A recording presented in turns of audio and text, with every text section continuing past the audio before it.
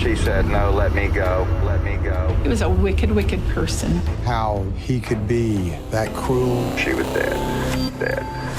Suspect X avec Christian Page, Camille et le criminologue Dan Carosella. Radio X.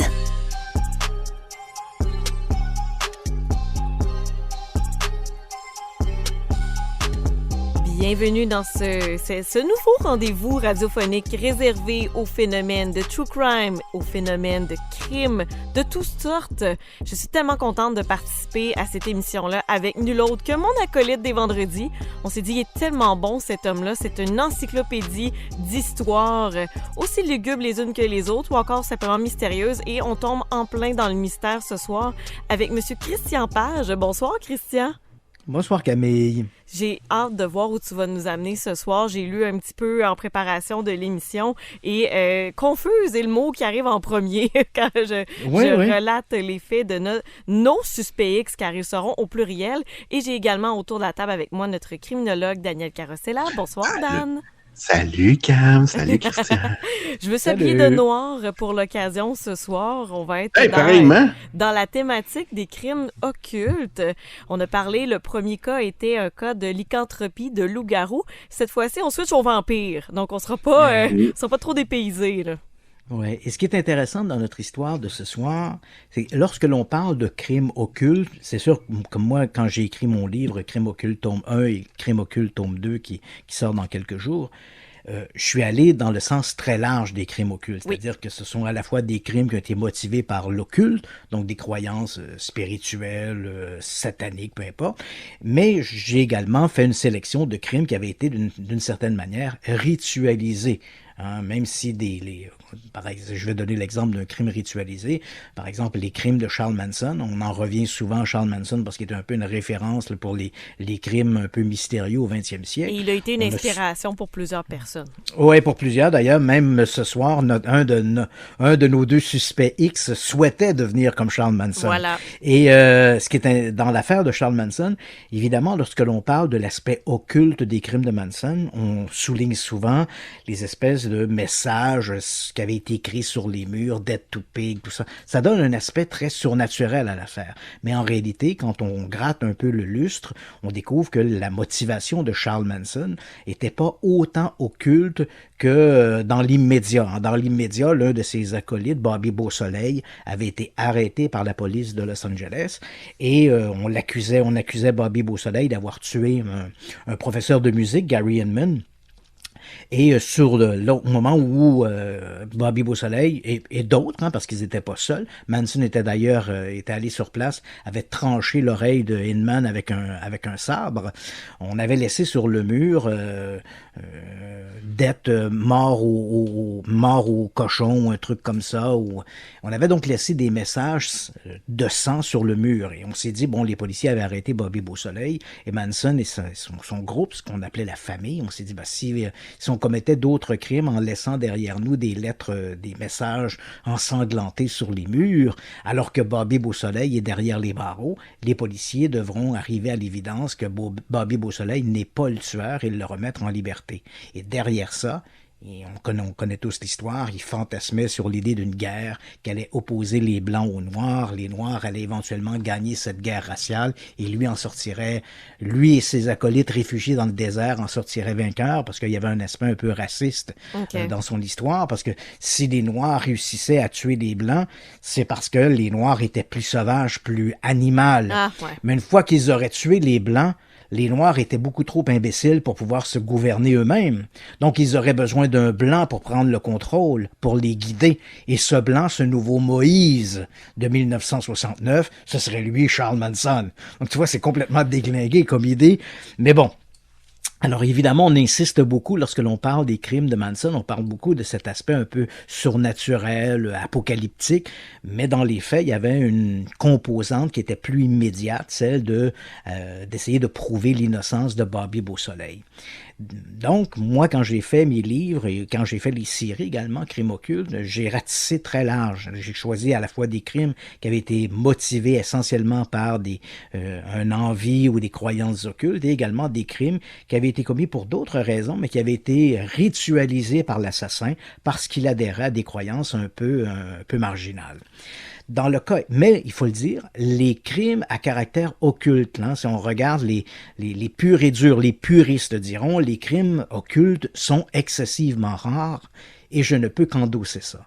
C'est tuer quelqu'un, commettre un crime avec l'unique motivation occulte, c'est excessivement rare. Généralement, lorsqu'on commence à regarder le contexte du crime, on découvre que bien souvent, ce crime à caractère occulte dissimule une vengeance, de la jalousie, une envie, un vol, peu importe d'autres raisons, mais il y a fondamentalement quelque chose qui est sous-jacent au crime à caractère occulte.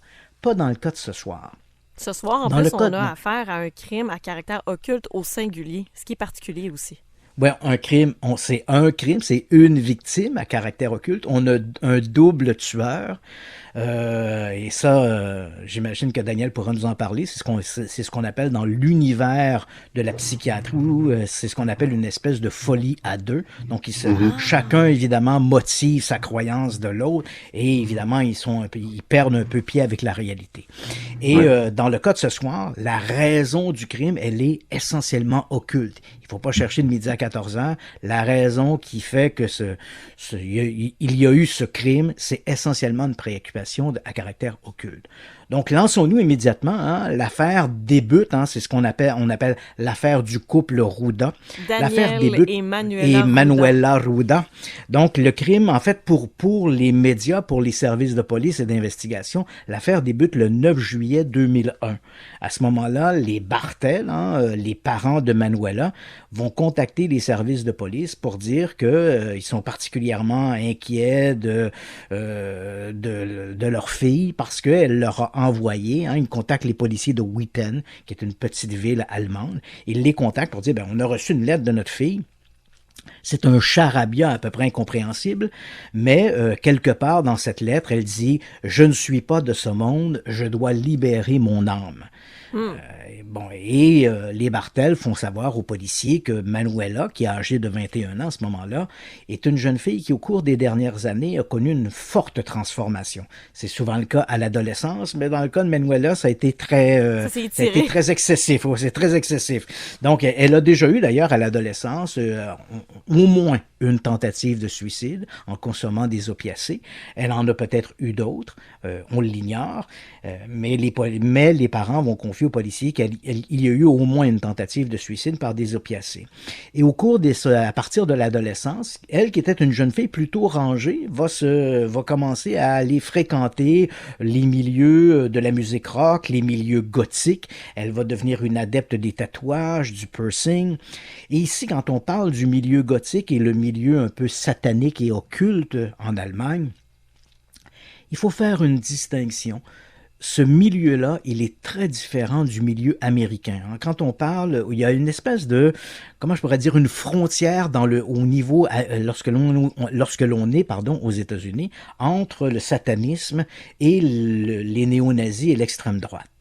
Alors que dans le cas lorsqu'on est en Europe, par exemple, souvent ces deux milieux-là vont se rejoindre. Je ne savais pas ça. Il n'est pas étonnant de voir dans les milieux dits satanistes en Europe et en Allemagne, c'est particulièrement fort, ces milieux satanistes qui vont être en même temps infiltrés par des fascistes, par les néo-nazis, les skinheads. Donc, ça devient une espèce de melting pot. Donc, parler de satanisme en Allemagne n'a pas la même consonance que de parler de satanisme aux États-Unis.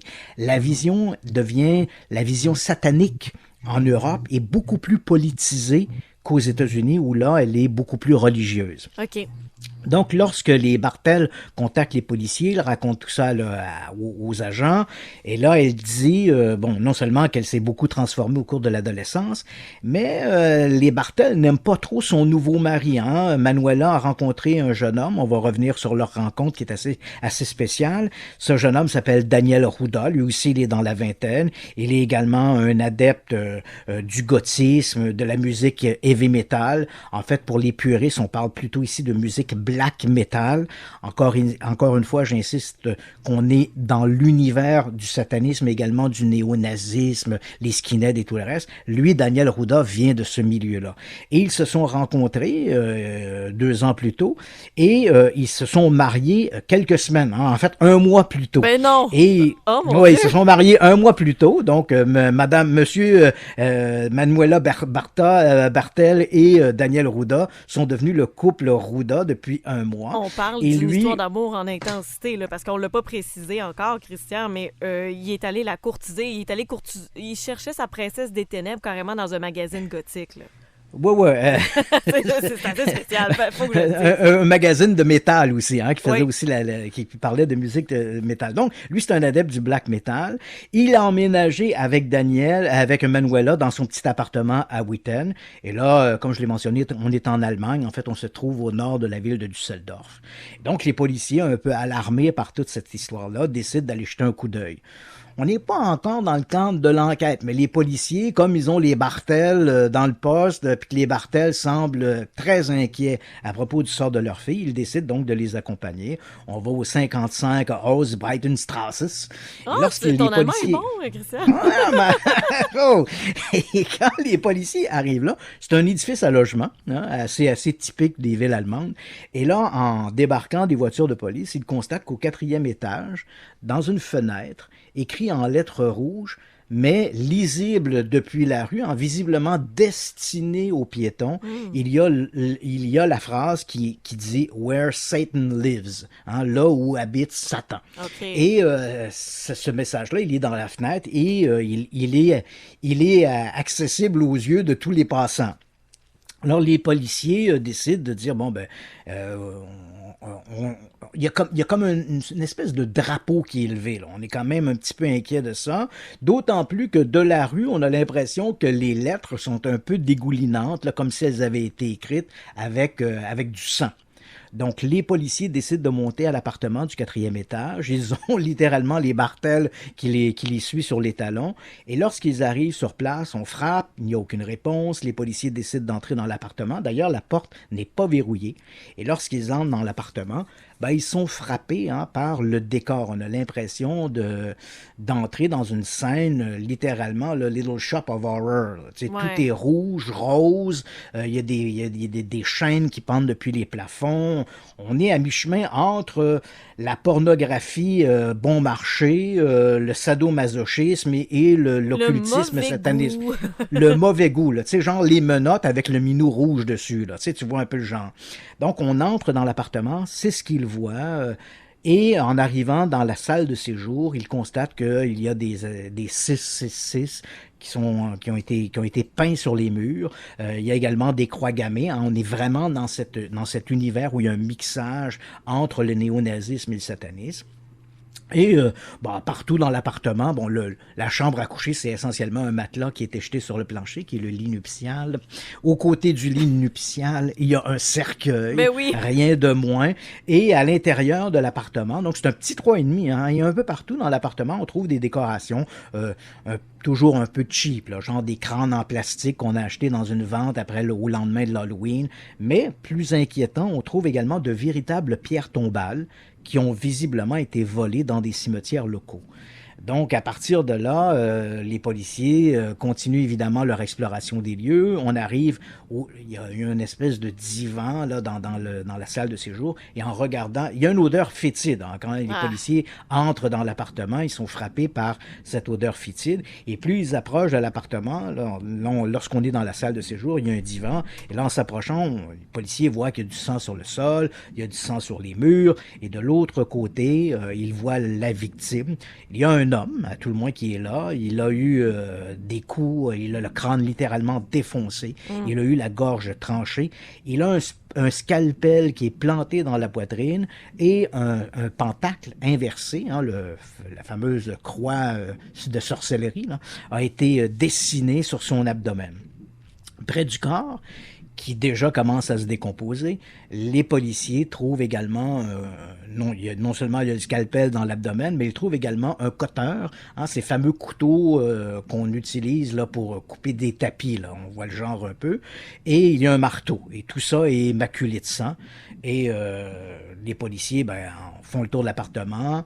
Ils ne trouvent personne. Alors, le premier réflexe, comme Manuela n'est pas là, et comme ils ont laissé, bien sûr, les parents Bartel à l'extérieur de l'appartement, les policiers concluent que l'homme qui est sur le sol, dans la salle de séjour, est possiblement Daniel Ruda lui-même. Hein, probablement une dispute entre les deux tourtereaux, et qui s'est mal tournée, et la victime est probablement Daniel Ruda. Près de la victime, on va trouver également une liste de 15 noms qui ont été écrits à la hâte, et un bol maculé de sang, et sur le pourtour duquel on peut voir distinctement des marques de lèvres. Très intéressant. Des activités de couple bien normales, hein? Ah oui, tout le monde fait ça. Donc, le corps est envoyé à la morgue et les policiers, encore une fois, hein, on n'a pas montré de photos. Comme le crâne est défoncé, il est difficilement reconnaissable. Les policiers n'ont pas montré de photographie aux parents Bartel, mais lorsque les policiers ressortent de l'appartement, ils expliquent qu'ils ont trouvé le corps d'un homme. Pour l'instant, ils ne peuvent pas déterminer son âge. On sait simplement qu'il y a eu une violente bagarre et ça s'est terminé dans le sang, et à ce moment-là les policiers émettent une photo de Manuela Ruda et elle est comme recherchée. Mais pendant ce temps-là, les policiers, eux, continuent leur enquête. Et là, évidemment, on va vite découvrir que la victime en question n'est pas Daniel Ruda, mais un collègue de travail de Daniel Ruda. On va revenir sur la façon dont il a été recruté. Mais à ce moment-là, les policiers commencent déjà à avoir un petit aspect, une petite vision, et on commence à monter de l'information sur... à partir du moment où on a éclipsé Daniel Ruda, on est bien conscient qu'on est en présence non plus d'un suspect, mais d'un double suspect, puisqu'aucun des deux n'était dans l'appartement. Donc, on s'imagine que c'est un crime qui a été commis par le couple. Qu'est-ce que l'on sait de Manuela Ruda? Il y a Manuela Bartel, qui va devenir éventuellement Manuela Ruda. On sait qu'elle est née le 13 novembre 1978. Elle était fille unique. Son père était un employé du chemin de fer, sa mère une femme au foyer. Ils appartiennent toujours, j'imagine, à une classe moyenne. Hein. Donc, on n'est pas ici dans le milieu très désœuvré qu'on retrouve très souvent là, chez les assassins ou les tueurs en série. C'est pas du tout le cas ici. Et il n'y a pas non plus de violence connue. Hein. Lorsqu'elle était enfant, Manuela a eu une enfance là, tout à fait normale, avec des parents aimants. On sait qu'elle adorait les animaux. Elle rêvait même de devenir vétérinaire. Et puis arrive cette fameuse crise de l'adolescence dont on a parlé, où elle a découvert un peu le monde gothique, la musique heavy metal. Elle a commencé à faire l'expérience de drogue dure. À 14 ans, ses parents l'ont trouvée avec une overdose d'héroïne. On l'a envoyée à l'hôpital. 14 ans. Et à ce moment-là, les parents ont cru que c'était simplement une surdose, mais Manuela va leur avouer qu'elle avait voulu volontairement mettre fin à ses jours. Donc, à cette époque, et là, on commence à entrer un peu dans la problématique psychologique, elle dit qu'elle commence à entendre des voix, que le diable lui parle, que le diable voudrait son âme. Elle en parle à ses parents mettent ça sur le dos de sa consommation de drogue. Éventuellement, on essaie de l'amener vers des traitements. Elle refuse et à 16 ans, donc elle fugue. Elle va se rendre à Hanovre et puis en Angleterre. Il faut savoir qu'à l'époque, on est dans la deuxième moitié des années 90, Londres était la capitale du punk. Et dans les quartiers, là, par exemple, de Camden, je pense à lui, entre autres, c'était vraiment là, la mecque de la musique punk et de ce milieu un peu marginal. Donc, elle va fréquenter ce milieu-là. Elle va se trouver, d'ailleurs, un emploi dans un bar de Camden. Et simplement, petit aparté, quand on a tourné Crime occulte, la scène du bar a été tournée dans le bar où travaillait Manuela Arruda, et les gens qu'on voit à l'écran étaient des gens qui avaient travaillé avec Manuela Arruda. Donc, on a vraiment pigé notre bassin d'acteurs dans les employés de la place, et certains d'entre eux avaient donc travaillé avec Manuela Arruda. Donc, lorsqu'arrive un peu la période un peu plus creuse, elle décide, on lui propose un travail, hein, elle a besoin de prendre un peu ses distances, et là, on lui dit qu'il y a un emploi qui s'est ouvert, qui est disponible à l'île de Skye, on est là en Écosse, et qu'elle pourrait trouver un emploi comme femme de chambre. Donc, elle se rend là, et elle s'y sent plutôt bien. C'est une immersion dans un autre univers, et encore une fois, elle entretient des espèces de fantasmes étranges. Elle croit être la réincarnation d'une sorcière du Moyen-Âge, et elle passe de longues heures dans des ruines, hein, parce que, bon, on est en Écosse, à peu près dans n'importe quel endroit, en Angleterre et en Écosse, il y a toujours des ruines de vieux châteaux abandonnés pas très loin. Et elle passe des nuits entières à déambuler dans ces ruines, et elle s'incarne, elle se voit un peu comme une princesse au milieu d'un monde médiéval.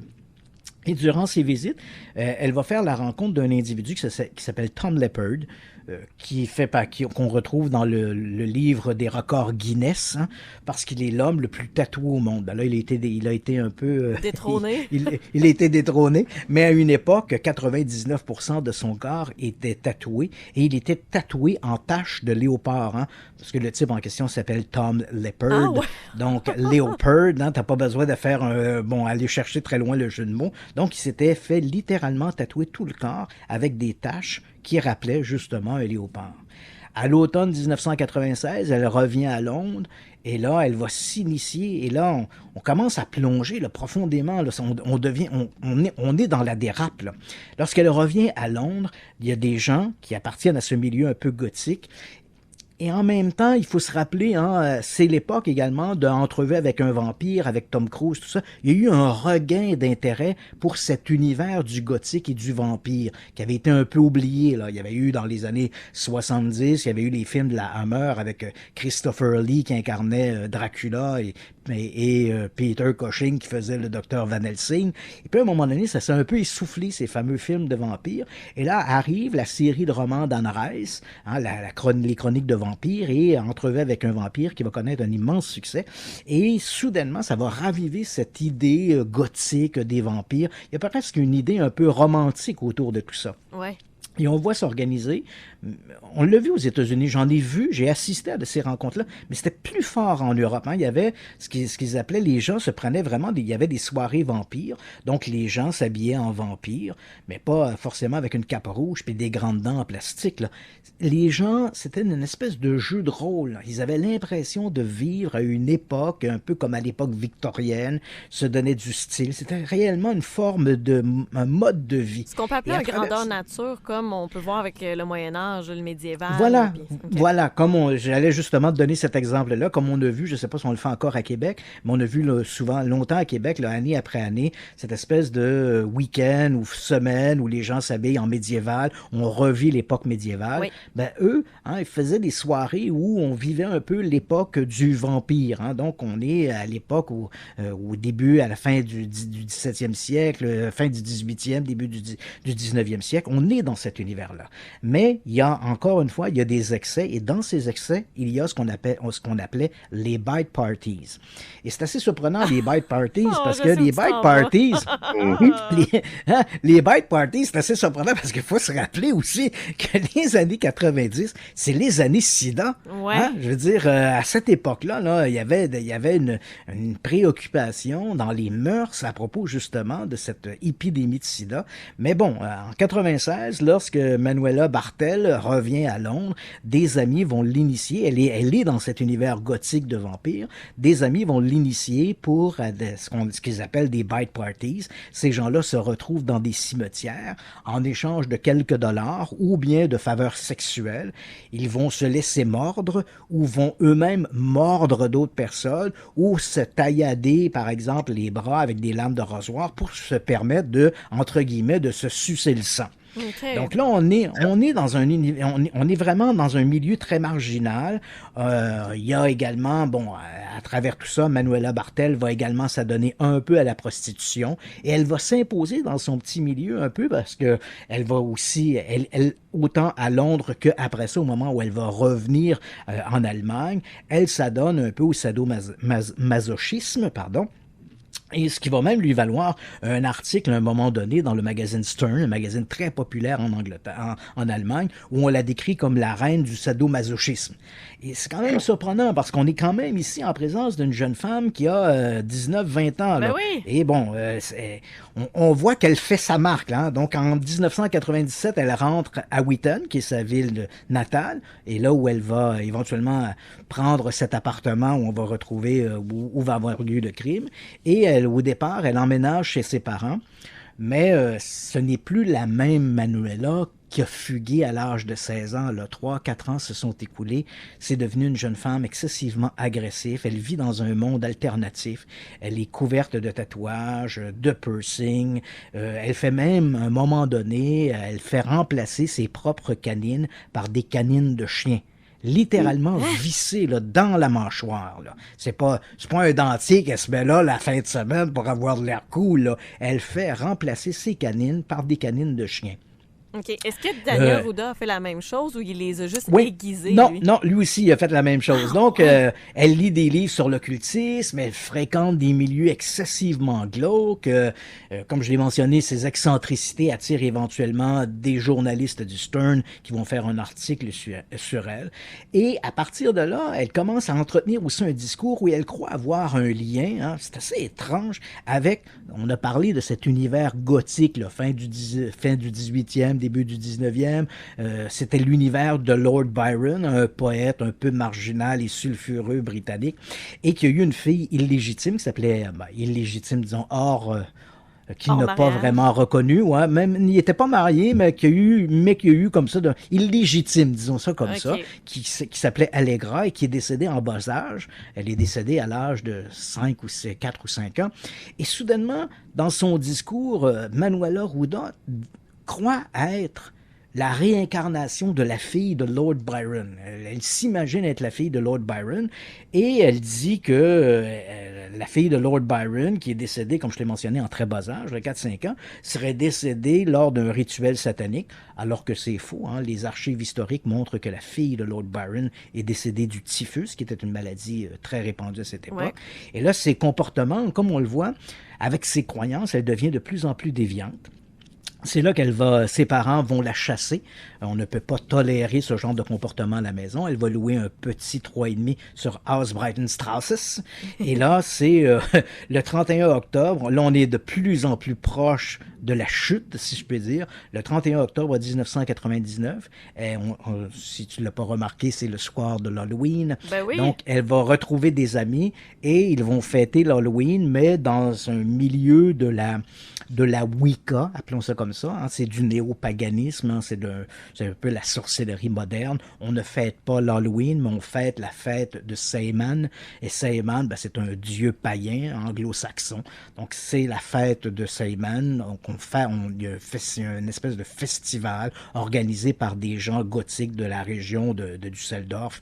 Et là, elle participe à ça. Et le soir, lorsqu'elle rentre dans son appartement, elle fait une espèce de pacte avec le diable qu'elle écrit en lettres de sang et qu'elle va signer, comme de quoi elle vend son âme au diable. Et là, on est le 31 octobre 1999. Visiblement, le diable a mis quelques mois à attendre, à la trouver ou à tout le moins à répondre à sa demande. En août 2000, elle tombe sur un magazine qui s'appelle Metal Hammer. On parle ici de l'édition allemande parce qu'il existe également une édition britannique. Et donc, elle tombe sur l'édition allemande. Et en parcourant le magazine, elle tombe sur les petites annonces. Et là, elle voit une annonce qui dit, et je la cite, « Vampire aux cheveux noirs cherche une princesse des ténèbres qui est tout le monde et toute chose et qui a fait ses adieux à la vie. » Et là, en lisant cette petite annonce, Manuela Bartel, elle est séduite par l'annonce et l'auteur de cette annonce, c'est un type qui s'appelle Daniel Ruda. Donc, quelques notes sur Daniel Ruda, il a 24 ans à ce moment-là. Il est issu lui aussi exactement comme Manuela. Il est issu d'une famille tout à fait de classe moyenne. Il vient d'une ville voisine, qui est la ville de Bochum, et il est littéralement tout le monde. Et ça inclut ses parents, ses sœurs. Et depuis sa petite enfance, et là, Daniel pourra nous en parler. Pas Daniel Rouda, mais... L'autre Daniel, Carosella, ça rime. Notre Daniel. Mais, le Saint-Esprit. Oui, le Saint-Esprit. Mais même lorsqu'il était enfant, les parents diront de Daniel Rouda que même quand il était enfant, il détestait les marques d'affection. Donc, quand les parents, hein, tu sais, le tirage de joues, t'as donc bien grandi, mon petit Daniel. Daniel Rouda aimait pas ben ça. Il aimait pas être étreint par ses sœurs, être étreint par ses parents. Il détestait ça. Et à partir de l'adolescence, il va développer une fascination pour le sang, mais une fascination à la fois visuelle, mais aussi culinaire. Hein? Il adore le sang, il aime le goût du sang. Il va même de temps à autre en mettre sur des trucs qu'il va manger, ou il mange et ensuite il se fait lui-même des scarifications pour lécher son propre sang. À 14 ans, il dit avoir une vision du démon, un démon qu'il appelle Samiel, démon qui n'est pas listé dans la longue liste des démons infernaux. Donc, un démon qu'il s'invente lui-même, homemade un peu. Là. C'est son ami imaginaire. C'est son ami imaginaire. Et comme je te l'ai mentionné un peu plus tôt, il a une fascination pour les tueurs en série, et deux d'entre eux en particulier, et pas les moindres, Richard Ramirez et Charles Manson. Ça nous dit quelque chose, ça, ouais. Ouais. Et d'ailleurs, tout de suite pour dire, dans Charles Manson, à un moment donné, durant les débats au procès, et quand on a fait les crimes occultes, j'avais toutes les cassettes des entretiens au procès. Puis Daniel Rouda, il faisait un peu son numéro. Il était une pâle copie de Manson. Il aimait les caméras, évidemment. Des crimes, on va y revenir, mais ce sont des crimes de vampires, ça attire, ça fascine. Et les médias étaient là, et Rouda se plaisait à regarder la caméra, faire des grimaces, tirer la langue, comme le faisait Charles Manson devant les caméras. Et il va dire d'ailleurs à son avocat, je voulais être célèbre, je voulais être aussi célèbre que Charles Manson. Donc on voit cette fascination qu'il avait pour l'assassin. Il va rejoindre, à l'adolescence, il rejoint, comme je l'ai mentionné, les mouvements d'extrême droite, il est skinhead, il va également rejoindre des groupes néo-nazis, il est fasciné par le morbide, il va même créer, il est un mauvais musicien, mais néanmoins il va... je voudrais pas choquer les gens qui écoutent du black metal, mais bon, on est d'accord que si tu as une voix rauque, tu n'as pas besoin d'être un beau chanteur pour être dans un groupe de black metal. Donc, comme il a une voix rauque, il crée son propre groupe qui s'appelle les Blood Sucking Freaks. Okay. Et là, il est chanteur là-dedans, donc tu t'imagines à quoi ça peut ressembler. Et c'est un exalté. Hein. Il vole lui aussi, c'est assez étonnant, parce qu'en parallèle à Manuela Bartel, il vole lui aussi, à un moment donné, comme j'ai mentionné, la Mecque du punk à l'époque, c'est Camden, c'est Islington à Londres, les quartiers centraux et populaires de Londres. Il va lui aussi faire en parallèle un voyage en Angleterre. Il va visiter ces quartiers-là. Il retrouve dans cette faune un peu de nuit, il retrouve des gens qui ont les mêmes aspirations que lui. Et puis en août 2000, il est de retour à Bochum. Je dis Bochum, en fait, ça se dit Bochum, mais ça se dit même pas tout à fait Bochum. Ça se dit particulièrement étrange en allemand, mais bon, pour les besoins, disons Bochum.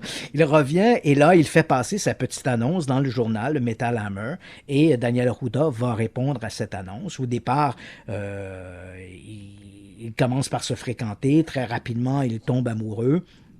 Et là, à un moment donné, ils vont emménager avec Manuela. Ils vont en mars 2001. Daniel dit avoir eu une autre vision du démon Samiel. Et le chiffre 666 s'impose pour lui. Ouais, alors, il décide. C'est le chiffre du diable, de la bête. Alors, à ce moment-là, il va demander Manuela en mariage pour le 6 juin. C'est un mariage très gothique, avec des tenues très excentriques. Et pour lui, on a déjà donc le 6 du 6, le 6 juin. Alors, il manque le troisième 6 de la séquence, et le troisième 6, il décide que ce sera le 6 il épouse Manuela le 6 juin, et il décide que le troisième 6 de la séquence sera le 6 juillet, et pour le 6 juillet, ça va être un sacrifice humain. Et ça paraît étrange, là, mais moi-même, j'ai un peu de la difficulté. On est dans une folie, là, Ben, ici. c'est Ces loin de gens-là ce qu'on croient- connaît, mettons. On va Ouais, dire ça de ces même. gens-là croient, hein, ils se sont persuadés que s'ils commettent ce fameux crime à caractère occulte, ils le font pour le diable. Lorsqu'ils seront après le crime, ils n'ont pas encore exactement décidé comment ça va se faire. Hein. Le plan est un peu boiteux, mais ils se disent ou bien on va se suicider, ou le diable va apparaître et va faire de nous ses apôtres. Donc on ne sait pas trop comment ça va se passer après le crime, mais le crime est bien sûr un passage obligé. Et là, Daniel Rudolph va recruter un ami, un certain Frank Hackert, qui travaille avec lui dans une usine, pas une usine, un magasin de dépôt de pièces d'automobile.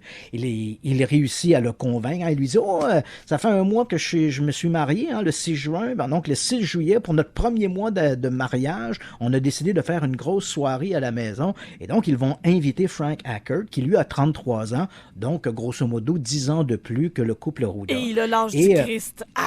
Non, il a l'âge du Christ.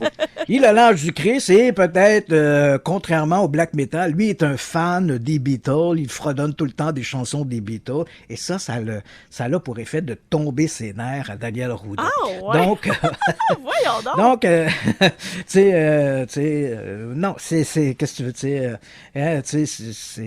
n'y a pas d'explication à ça. On n'a pas d'explication. Donc, le 6 juillet, le couple Ruda, hein, Manuela et Daniel, vont aller chercher Hackert chez lui. Ils vont l'amener à leur appartement. Et là, d'abord, évidemment, le décor de l'appartement est un peu troublant, mais Hackert ne s'en formalise pas trop. Il parle avec eux, on lui offre un verre de vin, ça va, mais le temps passe, et là, Hackert commence à être de plus en plus inconfortable. D'ailleurs, Frank Hackert, c'est le seul ami de Daniel Rudolph. Hein. Il s'est aliéné de tout le monde par son discours, par ses attitudes, par son look également. Hein. C'est un individu, il a comme à ce moment-là, il s'était rasé une partie de la tête, il y avait comme une crête sur le dessus de la tête, il se maquille de manière très gothique. Donc, il s'est aliéné à peu près tout le monde. Il tient également des discours extrémistes. Il ne cache pas qu'il est d'obédience néo-nazie, fasciste, donc tout le reste. Donc, il s'est aliéné tout le monde. Son seul ami qui ne porte pas le jugement sur ses comportements, c'est justement ce Frank Hackert. Donc, le fait d'avoir voulu être ami avec Daniel Rudolph, lui aura coûté la vie. Hein. Donc, ce soir-là, lorsque la soirée continue à avancer, Hackert réalise qu'il est le seul invité de la fameuse soirée et il devient de plus en plus inquiet de ça. Et à un moment donné, alors qu'il discute avec Manuela, Daniel Rudolph s'éclipse pendant un instant, il revient, il est derrière Frank Hackert, il tient un marteau à la main, il lui en assène un premier coup sur la tête. Hackert se lève. Là, je vais essayer d'aller vite sur les détails parce que c'est assez sordide. Il se lève, il essaie de réagir. Là, c'est le bout du sang. On a vu du bol de sang tantôt. Là, c'est ça. Ruda va sauter dessus, il va le frapper à nouveau avec le marteau. Manuela dit, je vois, il y avait un scalpel avec lequel elle faisait des scarifications. Il y a un scalpel sur le bord de la fenêtre. Elle dit, le scalpel est devenu lumineux. Il y a une voix, la voix du diable, me disait, poignarde-le, poignarde-le. Donc, elle prend le scalpel, elle le plante dans le cœur de Hackert qui s'écroule. Et à ce moment-là, elle continue de le poignarder avec le scalpel. Elle va le poignarder exactement 66 fois. Entre-temps, Daniel Rudolph est allé chercher une machette. Il va frapper Hackert à plusieurs reprises. Il tente de le décapiter. Ensuite, avec un couteau à tapis, là, ils vont y trancher la gorge, récupérer son sang dans un bol qu'ils vont boire l'un et l'autre.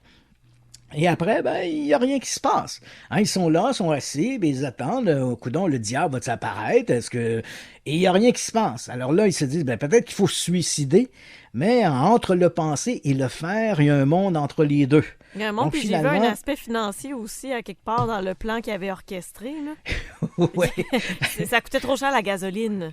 Oui, c'est ça. Donc là, ils se disent, là, on peut pas mettre le feu à l'appartement, on peut pas brûler le corps, puis là, on pourrait se suicider, mais finalement, ils décident de pas se suicider. Fait qu'ils se disent que peut-être que le mieux, c'est de sacrer notre camp. Donc, c'est ce qu'ils vont faire. Ils vont prendre leur bien, le mettre dans la voiture, une Opel Vectra de Daniel Rudolph, et ils vont prendre la route.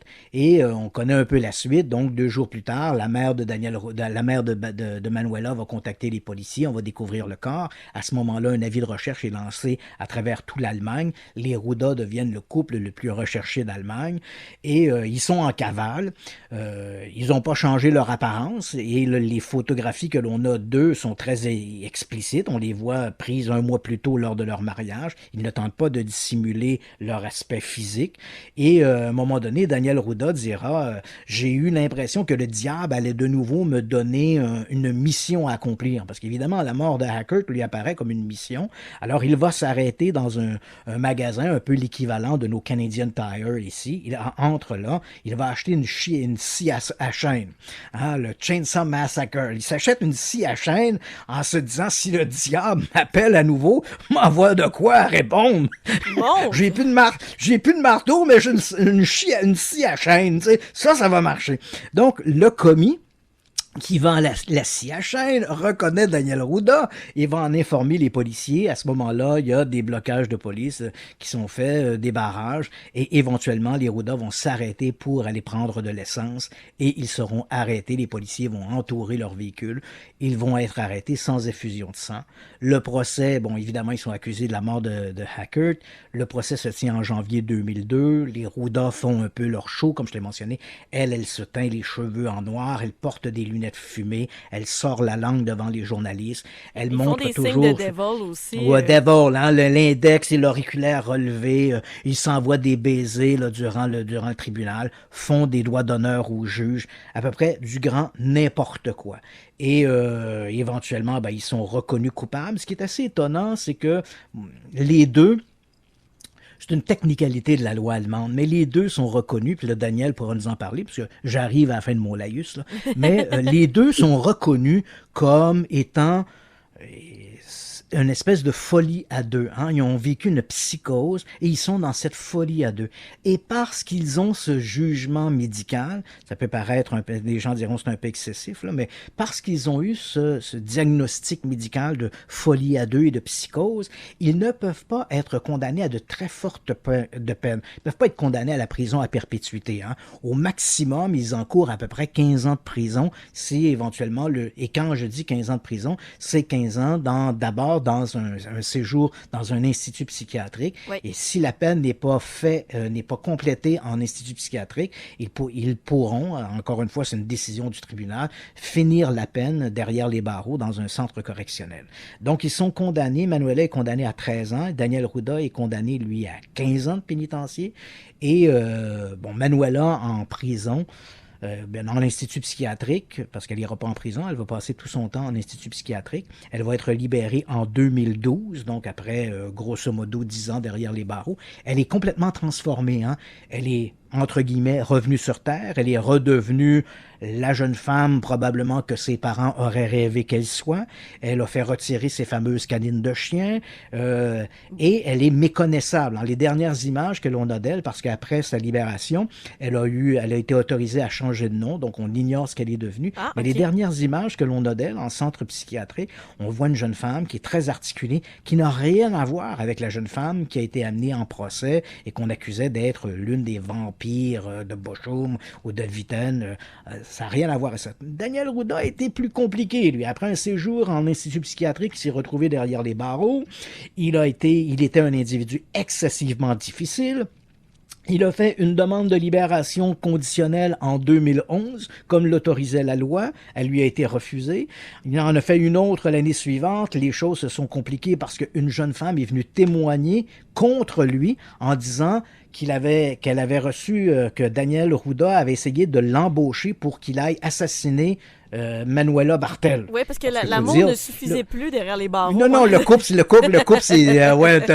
bien de le mentionner, le couple a divorcé peu de temps après le procès. Et là, évidemment, Daniel Ruda s'est mis à développer une haine maladive pour Manuela Bartel. Il aurait essayé d'embaucher cette jeune femme pour qu'elle aille assassiner Bartel.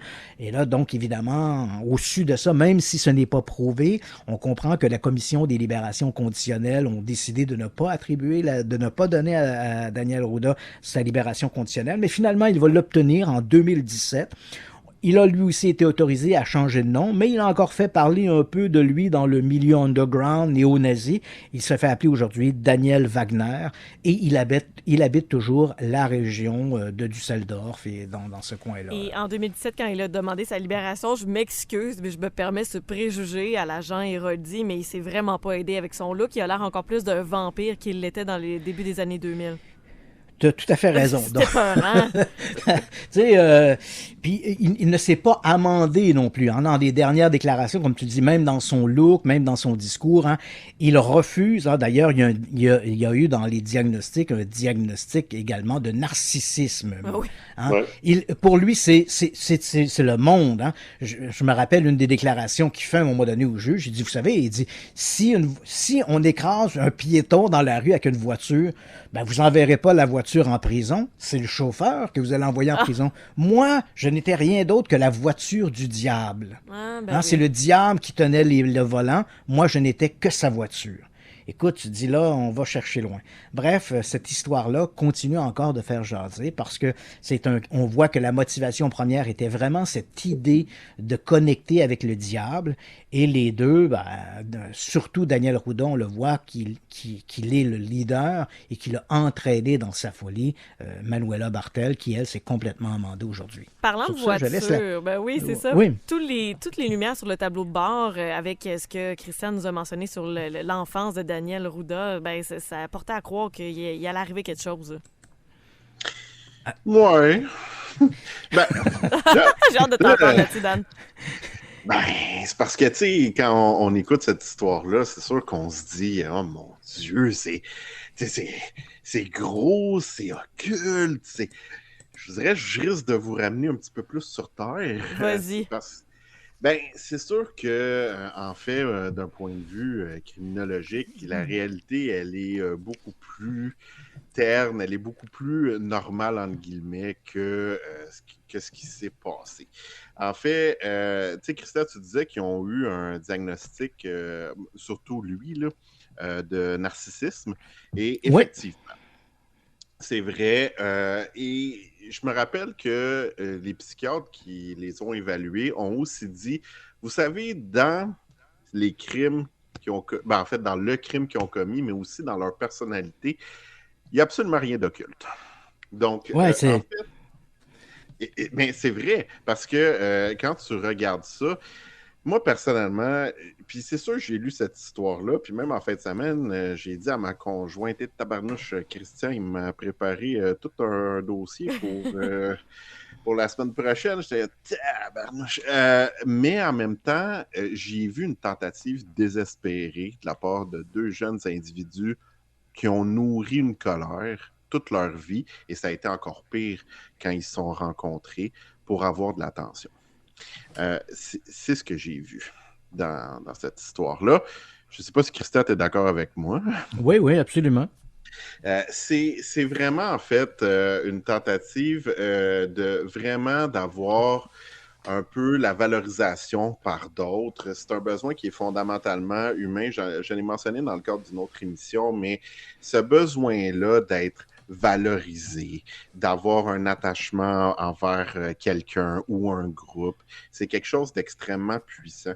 Et bon, je vais embarquer sur la fameuse notion de folie à deux. Oui, il y a une carburation d'amour aussi. Hein? C'est l'amour qui motive beaucoup, je trouve, les gestes à première vue, là. Mais est-ce que... En fait, oui. Mais il y a une nuance à apporter, c'est qu'au-delà de l'amour, c'est l'acceptation de l'autre.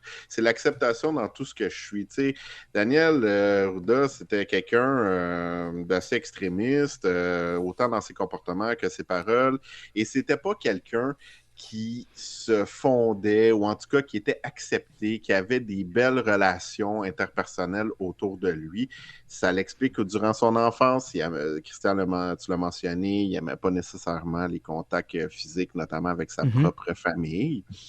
Donc, c'est pas quelqu'un qui était capable de forger des solides liens d'amitié ou encore des solides liens d'attachement avec les personnes alentour de lui.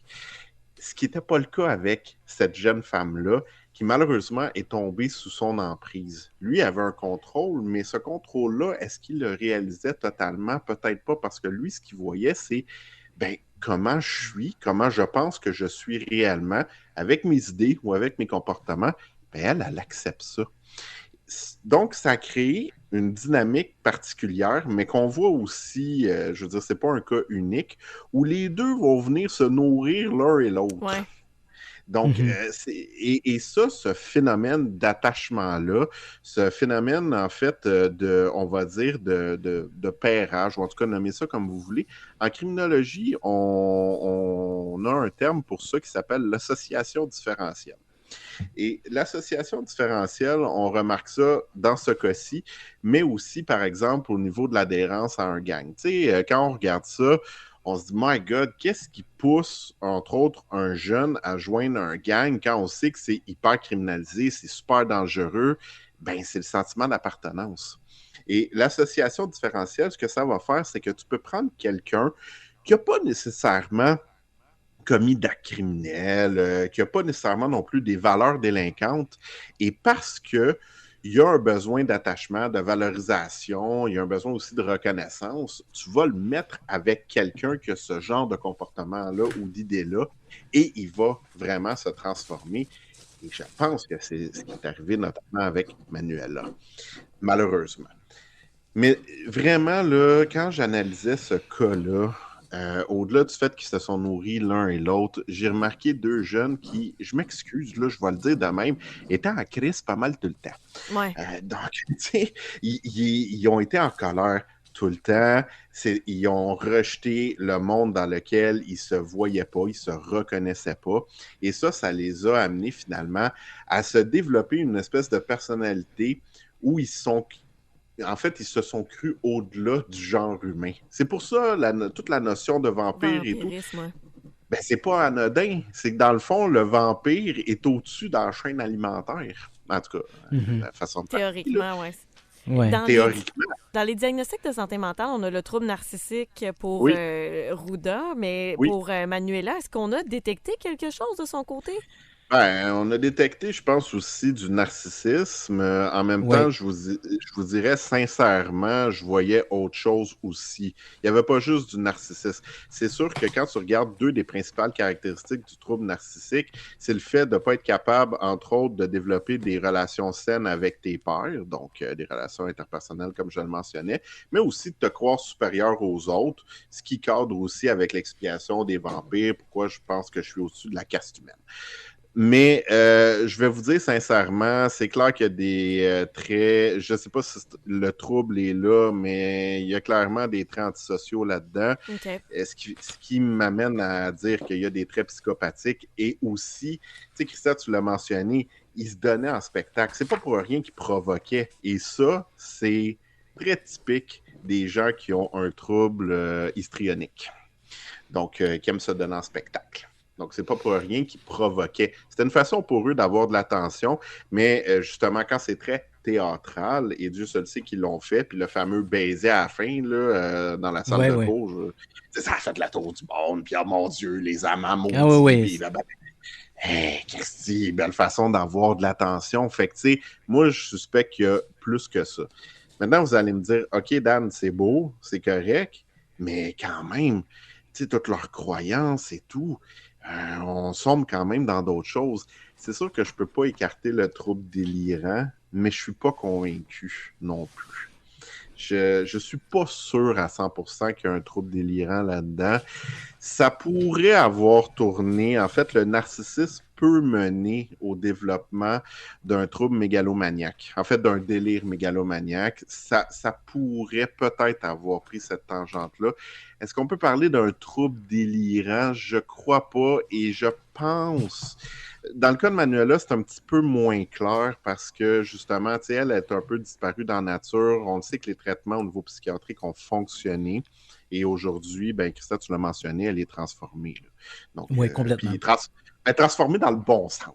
Qui essaie de tomber les deux dans l'oubli et ça fonctionne en quelque sorte parce que en faisant les recherches pour l'épisode de ce soir, il n'y a pas beaucoup d'archives, il n'y a pas beaucoup d'adaptations non plus qui ont été faites de cette histoire-là. C'est arrivé aussi vite que c'est disparu, mais on a eu ce soir l'exclusivité d'un journaliste, d'un bon enquêteur qui s'est penché sur cette histoire-là et que ça va paraître dans ton prochain livre pour les crimes occultes, Christian? Non, c'était dans le premier. Dans le premier, d'accord. Oui, c'était dans le premier. D'ailleurs, je rebondis sur ce que disait Daniel. Moi, quand je parlais avec les gens qui étaient proches, les policiers, tout ça, je parlais avec les avocats, on me disait que quand tu parlais de Daniel Ruda qui avait de la difficulté à développer des liens, même dans sa sexualité, et quand il avait des relations sexuelles avec Manuela, il fallait que ce soit toujours un peu dans le cadre d'une espèce de scénario sadomasochiste.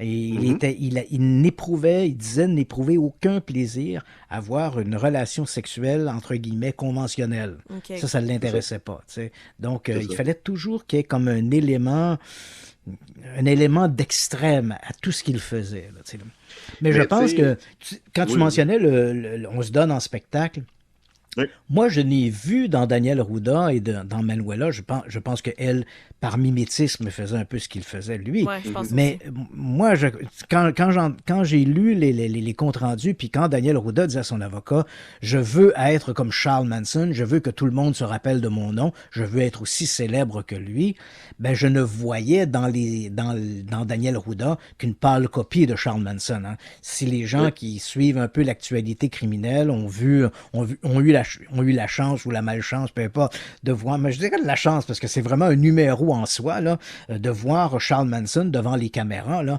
c'est vraiment un pitre. Hein. Il fait le pitre à chaque seconde. Là. Mm-hmm. Il veut mobiliser toute l'attention. Mm-hmm. Et il occupe l'écran, hein, quoi qu'on en dise. Moi, je me rappelle, j'avais discuté à un moment donné avec Vincent Bugliosi et j'avais demandé quelle a été ta première réaction en voyant Charles Manson. Il m'a répondu « insignifiant ». Mais je ne partage pas cette opinion-là. Moi, quand je vois Manson à l'écran, quelque part, il attire l'attention. J'irai pas jusqu'à dire que c'est charismatique, mais il y a comme quelque chose d'hypnotisant dans le comportement de Manson. Oui, voilà, il y a quelque chose. Il y a quelque chose, j'arrive pas à mettre le doigt dessus, mais on est comme captivé de le voir à l'écran, ce qu'il fait, ses mimiques, son visage, la façon qu'il a de regarder, il y a quelque chose qui transcende le personnage. Et quand je voyais Daniel Ruda, j'avais l'impression qu'il essayait un peu de jouer cette carte-là, mais moins bien que Manson a réussi à la jouer. J'aime qu'on... en fait, si je peux juste me permettre, là... Oui. Dans le fond, tu sais, c'est le propre, en fait, du charisme des gourous. Puis, tu sais, c'est très étrange comme phénomène aussi. Puis, il y a certaines techniques qu'ils utilisent. Puis, bon, on pourra y revenir dans le cadre d'un autre dossier. Mais tu sais, Christian, ça m'a fait penser à un autre dossier sur lequel tu as écrit. Puis, on s'en était parlé dans le cadre du Spacecast quand on avait fait une chronique ensemble. En fait, de façon individuelle, Manuela et Daniel auraient probablement pas fait grand-chose, mais ensemble, c'est devenu une bombe. Et ça m'a étrangement fait penser au cas de John Venables et Robert Thompson. Oui. Ben d'ailleurs, ce que tu dis là, c'est quand j'ai parlé avec l'avocat de Manuela Bartel, il m'a dit exactement la même chose. Il m'a dit, Manuela n'aurait jamais tué qui que ce soit, n'eût été de Daniel Ruda. Tu comprends? Voilà. Donc, ça a été la combinaison. Là. Et possiblement que Daniel Ruda n'aurait peut-être jamais tué personne. On l'ignore. C'est un grand vantard. Il aimait bien dire beaucoup de choses. Là.